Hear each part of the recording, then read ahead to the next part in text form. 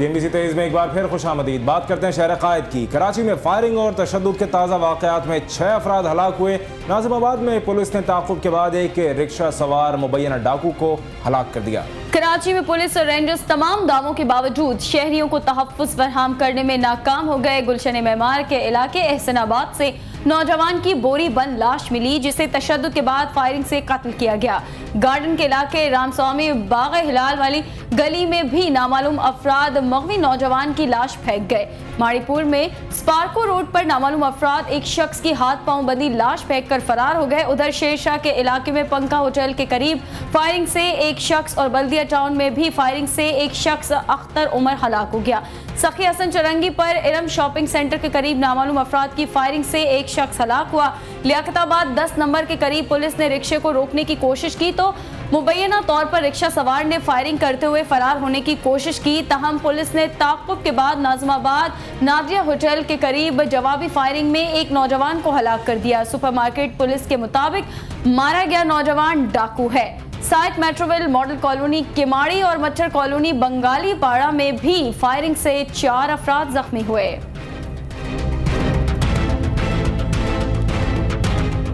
Memo commission की report पर 9 रुकनी larger bench memo case की समाअत 12 जुलाई को करेगा। लार्जर बेंच की सरबराही चीफ जस्टिस इफ्तिखार मोहम्मद चौधरी करेंगे और समाअत 12 जुलाई को होगी। मेमो केस की समाअत में पेश होने के लिए हुसैन हक्कानी समेत दरख्वास्त गुजारों और तमाम फरीकैन को नोटिस जारी कर दिए गए हैं और उन्हें पाबंद बनाया गया है कि वो अदालत में पेश हों।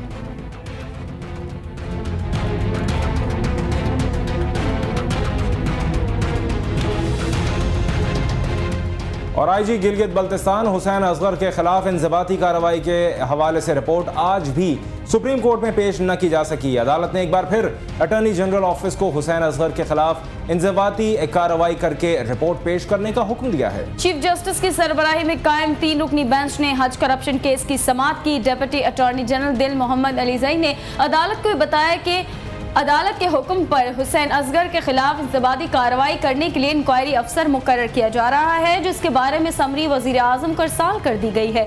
वज़ीर आज़म जैसे ही इंक्वायरी अफसर मुकर्रर करने की समरी पर दस्तखत करेंगे तो अदालत को इस हवाले से रिपोर्ट जमा करा दी जाएगी। अदालत के तलब करने पर FIA के हुक्काम कमरा अदालत में मौजूद ना हो सके, जिस पर चीफ जस्टिस ने बरहमी का इजहार करते हुए कहा कि हुसैन असगर वज़ीर आज़म से ज़्यादा मजबूत और ताकतवर शख्स नहीं है। कर्ज का बोझ हुआ कम, रकम की अदायगी हुई। पाकिस्तान ने IMF को तीसरी किस्त अदा कर दी। वज़ारत ख़जाना के हुक्काम का कहना है कि स्टेट बैंक ने आज IMF को $11 बिलियन कर्ज की अदायगी के सिलसिले में $108 मिलियन की तीसरी किस्त अदा कर दी है। माली साल के अख्ताम तक पाकिस्तान ने IMF को $1.4 अरब का कर्ज वापस कर दिया है, जबकि आइंदा 3 साल के दौरान पाकिस्तान को $7 अरब का कर्ज अदा करना अभी बाकी है। IMF के साथ तय किए गए स्टैंड बाय प्रोग्राम के तहत आइंदा माली साल के दौरान पाकिस्तान को $2.3 अरब का कर्ज अदा करना पड़ेगा।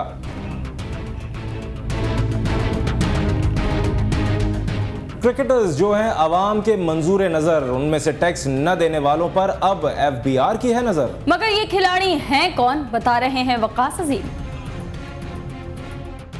छक्के लगाते क्रिकेटर्स के शायद अब छक्के छूटने वाले हैं। फेडरल बोर्ड ऑफ रेवेन्यू ने मुमताज़ पाकिस्तानियों की 10 कैटेगरीज की निशानदही की है। इनमें मुल्क के अमीर तरीन अफराद शामिल हैं।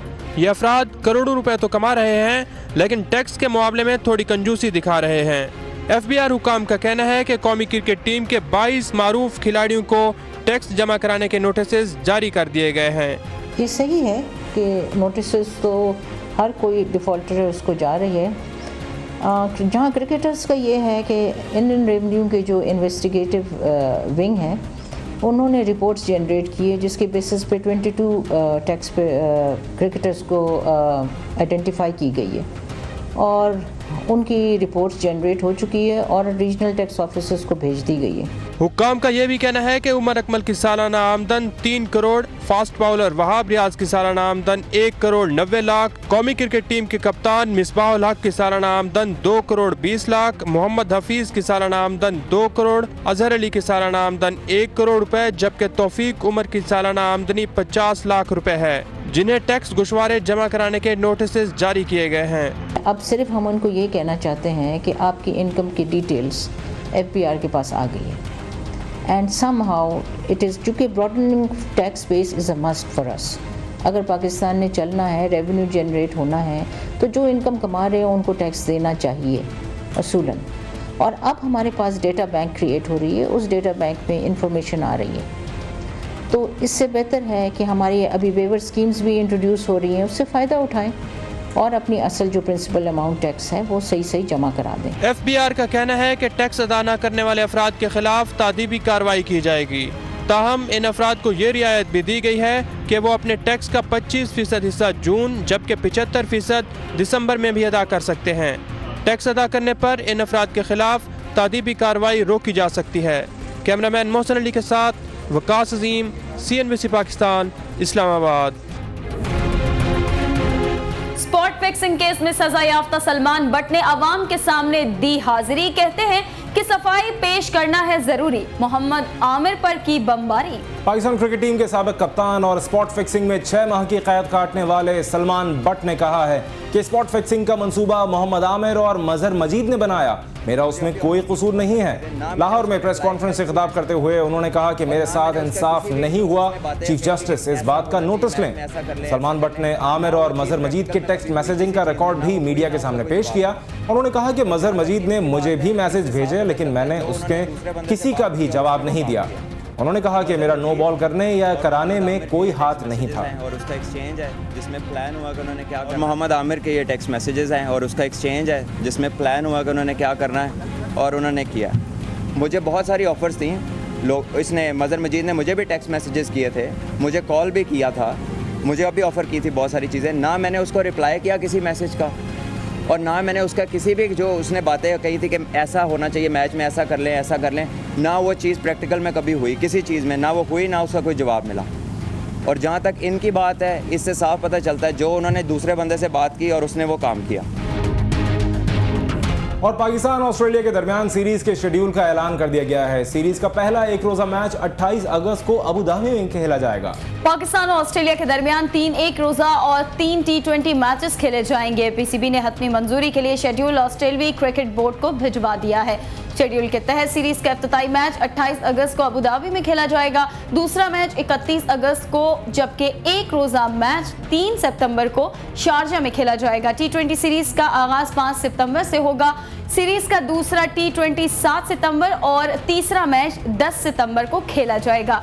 तीनों T20 मैचेस दुबई में खेले जाएंगे।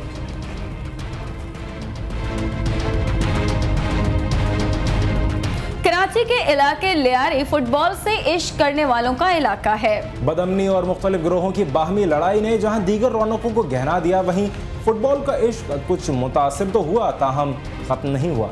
देखते हैं नुमान रफीक की रिपोर्ट।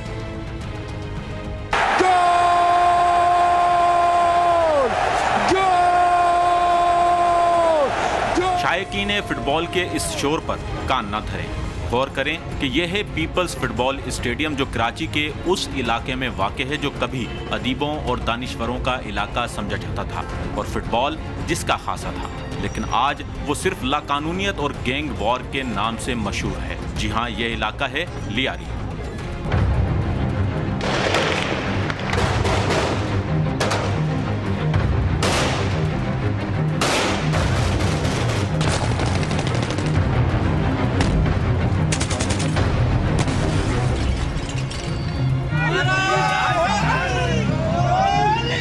एक वक्त था लियारी में फुटबॉल के सिवा कुछ न था। लोगों ने इस खेल को फरोग देने और पाकिस्तान का नाम रोशन करने की जद्दोजहद में अपनी पूरी जिंदगी सर्व कर दी। लेकिन अमनो अमान की अबतर सूरत हाल ने लियारी में फुटबॉल जैसे खेल को ही बर्बाद करके रख दिया।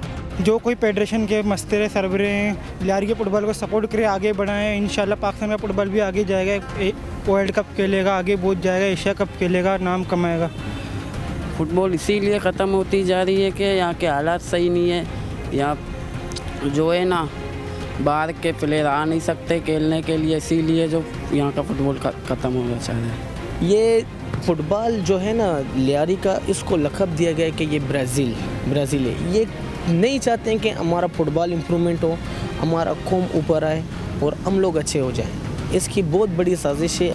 फुटबॉल का जो हमारा जो ना हालात ये जो ना बहुत नुकसान पहुंचा रहा है। मैं कहता हूँ हालात की वजह से हमारा जो फुटबॉल बहुत पीछे जा रहा है। नागुफ्ता सूरत हाल के बावजूद लियारी में फुटबॉल जिंदा जरूर है, लेकिन इसके मुस्तकबिल से वाबस्ता उम्मीदें दम तोड़ती जा रही हैं। अगर जो भी ये बंदा मेरे से मिलने आता है तो किसी बच्चे से भी कह दो कि मुझे रोबर्टो कार्लोस से मिलना है तो आपको फ़ौरन मेरे पास आके मिलाएगा। मैंने अपना उम्र फुटबॉल में गुजारा है। बाकी लोग कहते हैं कि पाकिस्तान का फुटबॉल तरक्की करेगा, ये मैं कहता हूँ नामुमकिन है। जितना भी आप जोर लगाओ नामुमकिन है।